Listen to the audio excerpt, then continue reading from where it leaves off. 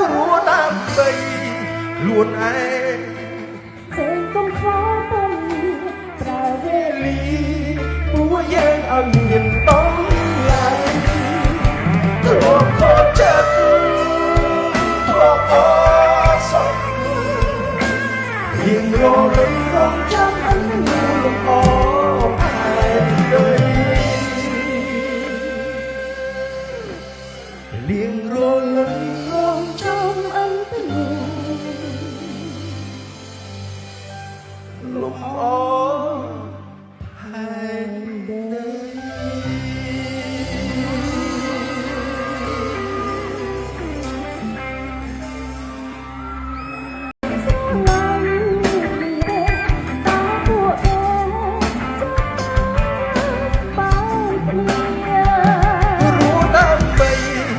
ខ្លួនឯងព្រៀបអ្នកផ្សេងគិតគិត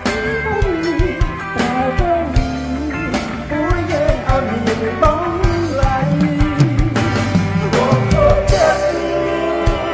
រកអសោករៀងរលឹងរងចាំអញនឹងលំអផែនដី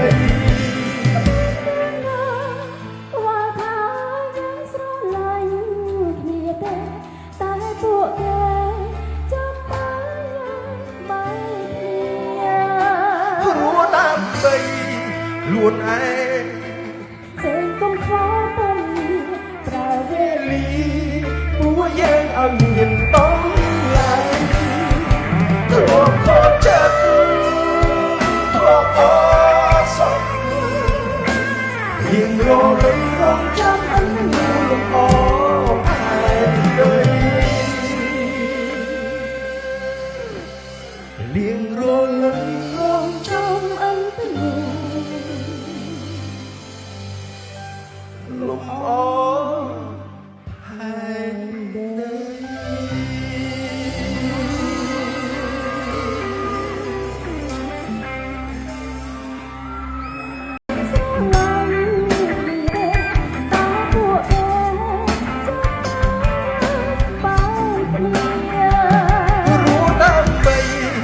ខ្លួនឯងព្រៀបអ្នកផ្សេងគិតគិត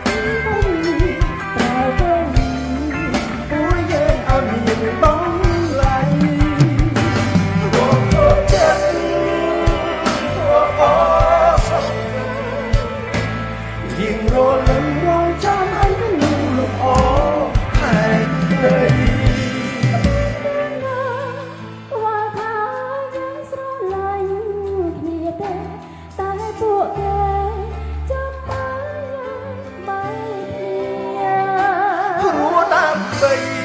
ខ្លួនឯង ចេញកុំខ្វល់ទៅប្រើវេលា ពួកយើងឲ្យមានតំឡៃទ្រពខកចិត្ត